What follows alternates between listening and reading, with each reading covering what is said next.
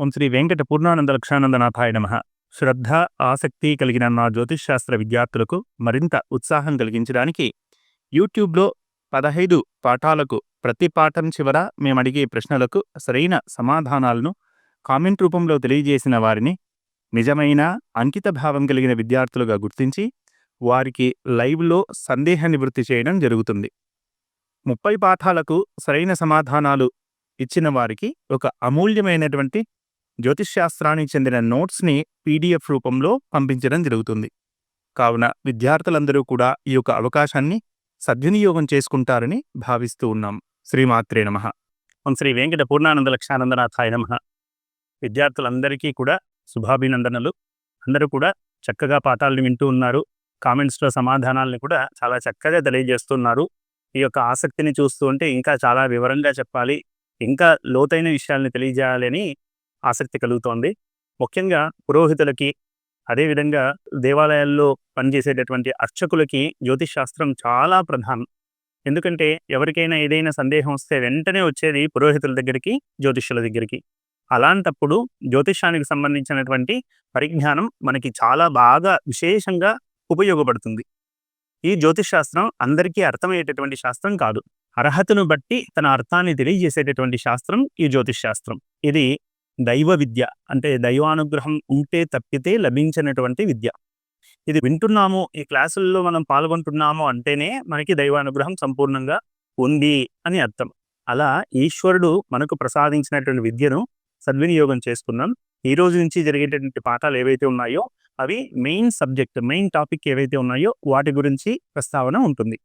ఈ రోజు నుంచి జరిగేటటువంటి ఈ తరగతుల్లో గ్రహాలంటే ఏంటి, నక్షత్రాలంటే ఏంటి, రాసులంటే ఏంటి, భావాలంటే ఏంటి, లగ్నం ఏ విధంగా ఏర్పడుతుంది, రాశి చక్రాలు ఎన్ని రకాలుగా ఉన్నాయి ఇత్యాది విషయాలు ఇప్పటి నుంచి మనం క్షుణ్ణంగా తెలుసుకునేటటువంటి ప్రయత్నం చేద్దాం.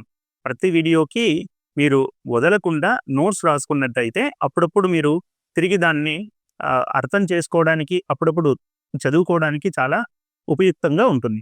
ఇంకొక విషయం ఏంటి అంటే, ప్రధానంగా మనం కూడా ఇంతకుముందు చెప్పినట్టుగా నక్షత్ర సూచి అయిపోకూడదు కదా. కాబట్టి భవిష్యత్తులో అంటే మీరందరూ కూడా ఇలాగే పాఠాలను శ్రద్ధగా వింటూ మీలో ఉన్నటువంటి ఉత్సాహాన్ని ఆ కామెంట్ రూపంలో తెలియజేస్తూ ఉంటే భవిష్యత్తులో మీ ఆసక్తికి తగ్గట్టుగా సిద్ధాంత భాగంలో ఉన్నటువంటి విశేషాలు, అంటే గ్రహాలను ఏ విధంగా సాధించాలి, గ్రహ గతులని, అదేవిధంగా గ్రహం యొక్క స్ఫుటాలను ఏ విధంగా సాధించాలి ఇత్యాది విషయాల్ని తెలుసుకునే ప్రయత్నం చేద్దాం. తరువాత ముహూర్తం గురించిన పరిజ్ఞానం కూడా తెచ్చుకునేటువంటి ప్రయత్నం మనందరం కూడా చేద్దాం. ఈరోజు ముఖ్యంగా ప్రధానమైనటువంటి అంశంలోకి వెళ్తూ ఉన్నాను. ఒకసారి బోర్డు చూడండి. జ్యోతిష్యంలో ఫలిత భాగంలో ముఖ్యంగా పాత్ర వహించేటటువంటి మాటలు, ఆ శబ్దాలు ఏవేవి అంటే గ్రహాలు, నక్షత్రాలు, రాసులు, భావములు. ప్రధానంగా ఇవే ఎక్కువగా పనిచేస్తూ ఉంటాయి. వీటికి సంబంధించిన పరిజ్ఞానం మనకు ఖచ్చితంగా ఉండాలి. జ్యోతిష్ శాస్త్రంలో ప్రధానమైనటువంటి నిందలు కూడా ఉన్నాయి. జ్యోతిష్ శాస్త్రానికి కొన్ని నిందలు, అంటే మనం అర్థం చేసుకునేటటువంటి విషయం మనకు సరిగ్గా తెలియక, మనం సరిగ్గా అధ్యయనం చేయకుండా జ్యోతిష్ శాస్త్రాన్ని ఎక్కువ మంది నిందలు చేస్తూ ఉంటారు. ముఖ్యంగా పురోహితులు, అర్చకులు మాత్రం బాగా జాగ్రత్తగా ఈ విషయాన్ని తెలుసుకోవాలి. ఎందుకంటే ఎక్కడికైనా వెళ్ళినప్పుడు, ఏదైనా కార్యక్రమంలో కానీ లేదా ఏదైనా సభల్లో మనం గ్రహాల గురించి మాట్లాడేటప్పుడు, జ్యోతిష్ శాస్త్రం గురించి మాట్లాడేటప్పుడు నాస్తికవాదులు, ముఖ్యంగా హేతువాదులు కొన్ని సందర్భాల్లో మనల్ని దూషణ చేయడానికని ప్రయత్నిస్తూ ఉంటారు. ఆ విషయంగా మనం విషయాన్ని సరిగ్గా తెలుసుకోకపోవడం వల్ల వాళ్ళ ముందర మనం తలదించుకోవాల్సిన స్థితిగతులు ఏర్పడుతూ ఉంటాయి. ఆ ప్రధానమైనటువంటి నిందలు ఏవి అంటే అవి చూడండి. సూర్య చంద్రుడు గ్రహాల. సాధారణంగా సైన్స్లో సూర్యుని ఏమని చెప్తాం? స్టార్ అని చెప్తారు. చంద్రుడిని ఏమని చెప్తారు? శాటిలైట్ అని చెప్తారు. మనమేమో జ్యోతిషంలో ఏమని చెప్తాం? సూర్యుడు, చంద్రుడు కూడా గ్రహాలు అని చెప్తాం. అవునా? రెండవది, భారతీయుల ప్రకారము భూమి చుట్టూ గ్రహాలు తిరుగుతాయి కదా అనే విషయం ఎక్కువ ప్రస్తావన చేస్తూ ఉంటారు. భారతీయులకి కనీసం జ్యోతిష్ శాస్త్రం యొక్క, అంటే ఖగోళ శాస్త్రం యొక్క పరిజ్ఞానమే లేదు. కేవలము భూమి చుట్టూ గ్రహాలు తిరుగుతాయనే విషయం మాత్రమే వారికి తెలుసు. సూర్యకేంద్రక సిద్ధాంతం గురించి అసలు పరిచయమే లేదు అన్నట్టుగా నిందలు వేస్తూ ఉంటారు. కాబట్టి జ్యోతిష్ శాస్త్రమే తప్పు అని. వీటికి సరైన సమాధానాలు తెలుసుకుని తర్వాత మనం సబ్జెక్ట్లోకి వెళ్దాం. ముందుగా మనం అనుకున్నట్టు విధంగా జ్యోతిష్ శాస్త్రంలో గ్రహాల గురించి ప్రస్తావన చేసుకుందాం. గ్రహాల గురించి ప్రస్తావన చేసేటప్పుడు గ్రహం యొక్క నిర్వచనం ఏంటో మనం తెలుసుకోవాలి కదా. ఆ గ్రహం యొక్క నిర్వచనం సైన్స్లో ఏ విధంగా ఉంది, మన సంస్కృతంలో ఏ విధంగా ఉంది, ఇంగ్లీష్‌లో ఏ విధంగా ఉంది అనే విషయం మనం తెలుసుకోవాలి కదా! సాధారణంగా గ్రహం అంటే ప్లానెట్ అని చెప్పేస్తూ ఉంటారు. చూడండి, సంస్కృతంలో ఉన్నటువంటి గ్రహానికి ఇంగ్లీష్‌లో చెప్పేటటువంటి సరైనటువంటి పదం ఏంటి అనంటే ఎక్కువ మంది చెప్పేటటువంటి మాట ఏంటి అంటే ప్లానెట్ అని. ఇది సరైన పద్ధతి కాదు. గ్రహం అనే పదానికి సరైనటువంటి సంస్కృతంలో ఉన్నటువంటి నిర్వచనం ఏదైతే ఉందో అది ప్లానెట్ అనే పదానికి సరైన నిర్వచనం కాదు. ఏదైనా భాష తీసుకున్నప్పుడు ఆ భాషలో ప్రధానంగా ఆ భాషకు సంబంధించిన పదాలకు సంబంధించిన అర్థాలు మనం తెలుసుకోవాలి. ఆ నిర్వచనం తెలుసుకోలేకుండా కేవలం భాషను దూషిస్తే దానివల్ల వచ్చేటటువంటి ప్రయోజనం ఏమిటి? ఉదాహరణకు 2 ఉదాహరణలు తీసుకుందాం. చూడండి, సెల్ అనే పదానికి జీవశాస్త్రంలో ఏమని చెప్తారు అంటే కణం అని చెప్తారు. అదే భౌతిక శాస్త్రానికి వచ్చేసరికి బ్యాటరీ అని, రీచార్జబుల్ బ్యాటరీ అని, నాన్ రీచార్జబుల్ బ్యాటరీ అని చెప్తూ ఉంటారు. అదే సెల్‌ని ఇంకొక భాషలో జైల్ అని అంటారు. మా వాడిని సెల్‌లో ఏశారండి, అతన్ని సెల్‌లో ఏశారండి, అతన్ని సెల్ నుంచి తీసుకొచ్చారండి అని చెప్తూ ఉంటారు. అంటే సెల్ అనే అదే పదానికి జైల్ అనేటటువంటి అర్థం కూడా వస్తుంది. అదే సెల్ అంటే రోజు మనం వాడేటటువంటి చరవాణి మొబైల్‌ని కూడా ఏమని పిలుస్తారంటే సెల్ ఫోన్ అని అంటూ ఉంటారు. అంటే ఒకే పదానికి ఇన్ని అర్థాలున్నప్పుడు ఒక సబ్జెక్ట్‌లో వాళ్ళు సెల్ అంటే కణమని, కాదు బ్యాటరీ అని, కాదు జైల్ అని, కాదు మొబైల్ అని కొట్టుకుంటే ఏమైనా అర్థం ఉంటుందా? అస్సలు అర్థం ఉండదు కదా! ఇంకొక విషయం కూడా చెప్తాను చూడండి. తెలుగులో మగ అంటే ఏంటి? మగవారు, ఆడవారు. మగ అంటే ఏంటి? మేల్ అని కదా! అదే కన్నడలో మగ అంటే కొడుకు అని. నన్న మగ, నా కొడుకు, ఔర మగ, వాళ్ళ కొడుకు అని అంటారు. అంటే ఈ తెలుగులో ఉన్నటువంటి భాషలో ఉన్నటువంటి మగ కరెక్టా? లేదా కన్నడలో ఉన్నటువంటి భాషలో ఉన్నటువంటి మగ కరెక్టా? ఏ భాషకు సంబంధించిన నిర్వచనం తెలుసుకుంటే ఆ భాషకు అది కరెక్ట్. అంతేనా? అదే విధంగా ఇక్కడ కూడా గ్రహ అనే పదానికి సంస్కృతంలో ఉన్నటువంటి అర్థం వేరు, ఇంగ్లీష్‌లో ఉన్నటువంటి అర్థం వేరు. ఇంగ్లీష్ ఎప్పుడు పుట్టింది? సుమారుగా 5వ శతాబ్దం ఏడీలో పుట్టింది అని అంటూ ఉంటారు. అదే సంస్కృతం ఎప్పుడు పుట్టింది? సంస్కృతం యొక్క ఆది సాధారణంగా అయితే ఎవ్వరూ ఇంతవరకు కనుక్కోలేదు. కానీ కొంతమంది ఏమని చెప్తారు అంటే 1500 బీసీఈ బిఫోర్ క్రైస్ట్ ఎరా అని చెప్తూ ఉంటారు. క్రీస్తు పూర్వము 1500 సంవత్సరాలకు ముందు ఉన్నటువంటి భాష అని సంస్కృతాన్ని చెప్తూ ఉంటారు కదా! సంస్కృతంలో గ్రహ యొక్క నిర్వచనం ఏంటో ఇప్పుడు చూద్దాం. సంస్కృతంలో గ్రహ అంటే మానవ జీవానాం కర్మఫలం గ్రహంతి ఇతి గ్రహః. మానవ జీవానాం కర్మఫలం గ్రహంతి ఇతి గ్రహః. అంటే మానవ జీవితాల్లో చేసేటటువంటి కర్మ ఫలితాలు ఏవైతే ఉన్నాయో వాటిని గ్రహించేటటువంటి వాటిని గ్రహాలు అని చెప్తారు. అదే ఇంకా మనం అమరకోశాన్ని తీసుకున్నట్లయితే అమరకోశంలో గ్రహం యొక్క వేటిని గ్రహాలు అని అంటారంటే గ్రహస్తారా గ్రహః, ఖేటో నక్షత్రం, తారకం తారా, ద్యుచర స్తారకం చ స్యాత్, ఖచరం భం చ తద్విదుః. గ్రహస్తారా గ్రహః, ఖేటో నక్షత్రం, తారకం తారా, ద్యుచరం స్తారకం చ స్యాత్, ఖచరం భంచ తద్విదుః. అంటే గ్రహం యొక్క నిర్వచనం చెప్పేటప్పుడు వేటిని గ్రహాలు అంటారంటే గ్రహాలని అంటారు. స్తారాగ్రహాః అంటే గ్రహాల్లో 2 రకాలుగా ఉంటాయి. ఒకటి ఛాయాగ్రహాలు, రెండవది తారాగ్రహాలు. వాటిని కూడా గ్రహాలని అంటారు. ఖేటః అంటే ఆకాశంలో సంచరించేటిది. నక్షత్రః నక్షత్రం, నక్షత్రాలని కూడా గ్రహమని పిలుస్తారు. తారకం అంటే కూడా నక్షత్రమే. తార అంటే నక్షత్రాలు.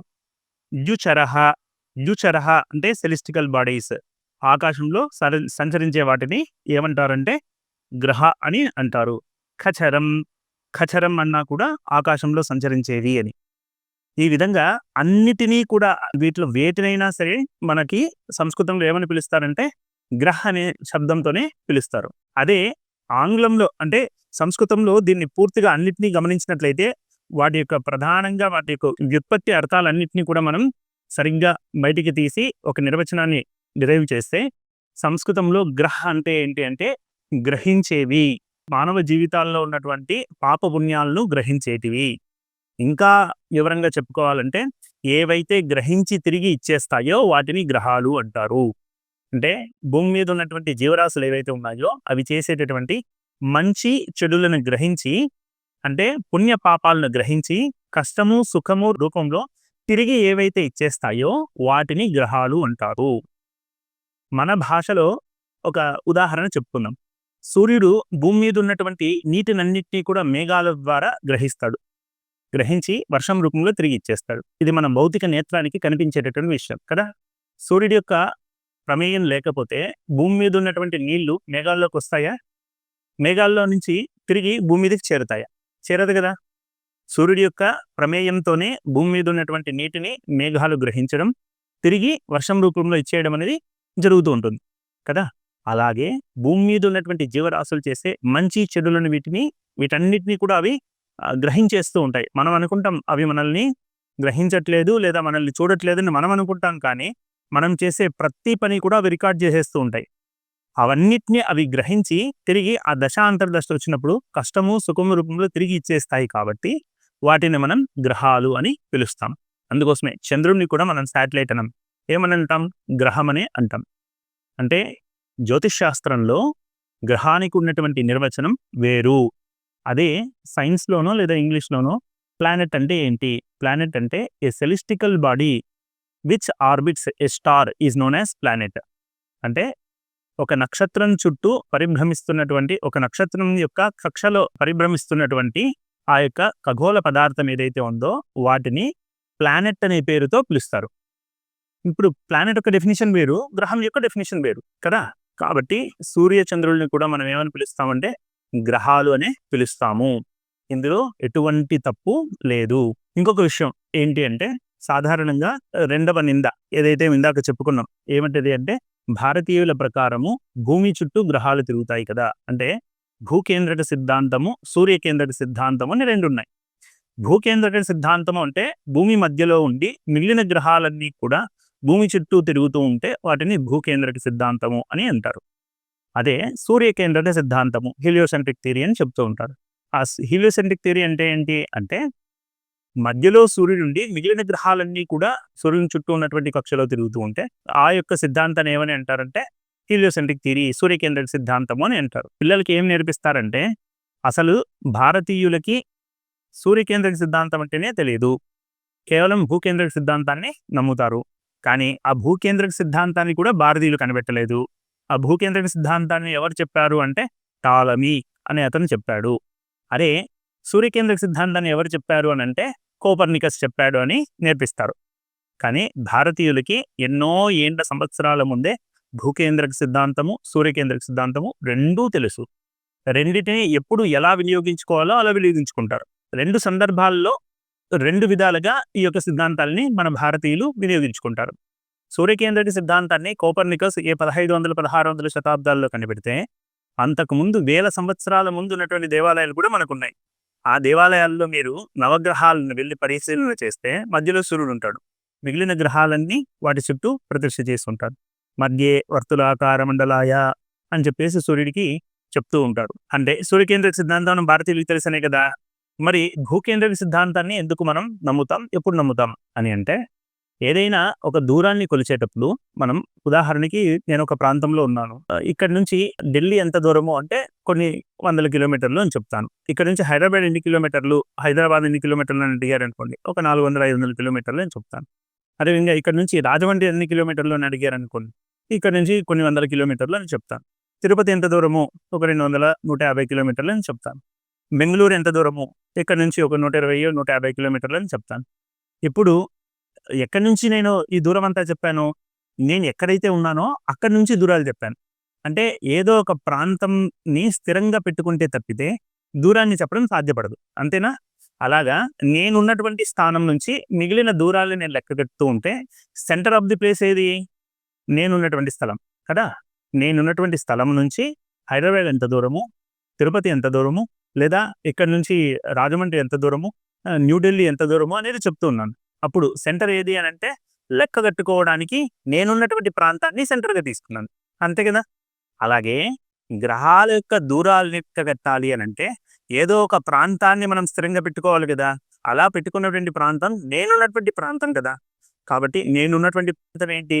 భూమి. భూమి నుంచి మిగిలిన గ్రహాలన్నీ కూడా ఎంత దూరం ఉన్నాయి అనేది మనం లెక్క వేస్తాము. కాబట్టి భూమిని కేంద్రంగా పెట్టుకుని మిగిలిన గ్రహాలన్నింటినీ దూరంగా ఇంత దూరము ఇంత దూరం అని చెప్పి గణితం యొక్క సౌలభ్యం కోసమే మనం భూకేంద్రక సిద్ధాంతాన్ని మనం అన్వయించుకోవడం జరిగింది. అంతే తప్పితే సూర్యకేంద్రక సిద్ధాంతం అసలు భారతీయులకే తెలియదు, ఖగోళ శాస్త్రం గురించిన పరిజ్ఞానమే లేదు అని చెప్పడం శుద్ధ తప్పు. ఈ విషయాన్ని చాలా బాగా గుర్తుపెట్టుకోవాలి. జ్యోతిష్ శాస్త్రంలో ఇది ప్రధానమైనటువంటి నిందలు. ఎందుకంటే వెంటనే ఎక్కడికి వెళ్ళినా అనే మాట ఏంటంటే నీ ఖగోళ శాస్త్రం గురించి పరిజ్ఞానం లేదు, ఖగోళ శాస్త్రం యొక్క కనీస అవగాహన మీకు లేదు. సూర్య నిగ్రహం అంటారు, చంద్రుని నిగ్రహం అంటారు, భూమి మధ్యలో ఉంది అంటారు, మిగిలిన గ్రహాన్ని చుట్టూరా తిరుగుతున్నాయి అంటారు అని చెప్పేసి అనేకమైనటువంటి అంటే కనీసం విషయ పరిజ్ఞానం లేకుండా నిందలు వేసేస్తూ ఉంటారు.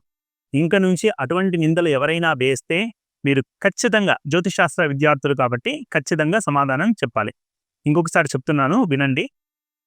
గ్రహ అని సూర్యచంద్రుల్ని ఎందుకు అంటాము, సూర్యచంద్రులని గ్రహాలని ఎందుకు అంటాము అంటే సంస్కృతంలో గ్రహం యొక్క నిర్వచనం ఏంటి అంటే గ్రహించి తిరిగి ఇచ్చేటివి లేదా భూమి మీద ఉన్నటువంటి మానవుల పైన ప్రభావం చూపించేవి, మానవ జీవితాల మీద ప్రభావం చూపించే వాటిని గ్రహాలని అంటారు. ఖగోళంలో ఉండి ఆకాశంలో ఉండి భూమి మీద మానవులు చేసేటటువంటి మంచి చెడులను గ్రహించేటివి లేదా పట్టేటివి అంటే ప్రభావం చూపించేటివి ఏవైతే ఉన్నాయో వాటిని గ్రహాలు అని అంటాం. కాబట్టి మనకు సూర్యచంద్రులు కూడా గ్రహాలుగానే చెప్పడం జరుగుతుంది. రెండవది, భారతీయుల ప్రకారము భూమి చుట్టూ గ్రహాలు తిరుగుతాయి కదా, సూర్యుడి చుట్టూ తిరుగుతాయని తెలియదు కదా. ఈ మాట శుద్ధ తప్పు. మీరు తమిళనాడు ప్రాంతానికి వెళ్తే సుమారు 4000-5000 సంవత్సరాల పూర్వం ఉన్నటువంటి దేవాలయాలు కూడా ఇప్పటికి కూడా ఉన్నాయి. ఆ దేవాలయాలకు వెళ్ళి నవగ్రహాలు ఎలా ఉన్నాయో చూడండి. మధ్యలో సూర్యుడు ఉంటాడు, మిగిలిన గ్రహాలన్నీ కూడా చుట్టూరు ఉంటాయి. అందులో భూమి లేదు కదండి అంటారు. మళ్ళీ ప్రశ్న, మనం ఇవన్నీ పరిశీలన చేస్తున్నటువంటి ప్రాంతమే భూమి. భూమి నుంచి మిగిలినవన్నీ కూడా పరిశీలన చేసేటప్పుడు మళ్ళీ భూమిని అందులో తీసుకెళ్ళి ఎక్కడ పెడతామండి? ఇది కేవలం మన గణిత సౌలభ్యం కోసం ఏర్పరచుకున్నటువంటి విధి విధానాలే.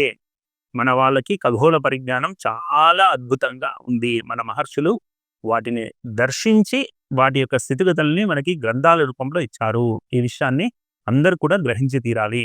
ఇక తర్వాతి క్లాసుల్లో మనం 9 గ్రహాల యొక్క హారకత్వాలు, నక్షత్రాలు, ఈ నక్షత్రాలు 27 ఉన్నాయా, ఆకాశంలో తలెత్తి చూస్తే ఎన్నో నక్షత్రాలు కనిపిస్తే 27 చెప్తారు ఎందుకు, దానికి సమాధానం. అదేవిధంగా రాసులు అంటే ఏంటి, భావాలంటే ఏంటి, ఈ విషయాన్ని మనం తర్వాత క్లాసుల్లో తెలుసుకుందాం. ఇది కొద్దిగా కష్టం, అదే పనిగా మీరు శ్రద్ధ పెట్టి వింటే తప్పితే అర్థం కాదు. కాబట్టి శ్రద్ధగా విని నోట్స్ రాసుకోండి. నోట్స్ రాసుకున్న తరువాత ఒకసారి చదవండి. అప్పుడే క్లీన్గా మీకు బాగా క్షుణ్ణంగా అర్థమయ్యేటటువంటి అవకాశం ఉంటుంది. శ్రీ వెంకట పూర్ణానంద లక్షానందనాథాయ నమః. శ్రీమాత్రే నమః. ఈరోజు పాఠాన్ని విన్నారు కదా. నేటి ప్రశ్న, సంస్కృతంలో గ్రహ అనే పదానికి నిర్వచనం ఏమిటి? కామెంట్ రూపంలో తెలియజేయగలరు. ఇప్పటి వరకు జరిగిన పాఠాలలోని శ్లోకాలను PDF రూపంలో అందించడం జరిగింది. లింక్ కోసం డిస్క్రిప్షన్లో గమనించగలరు.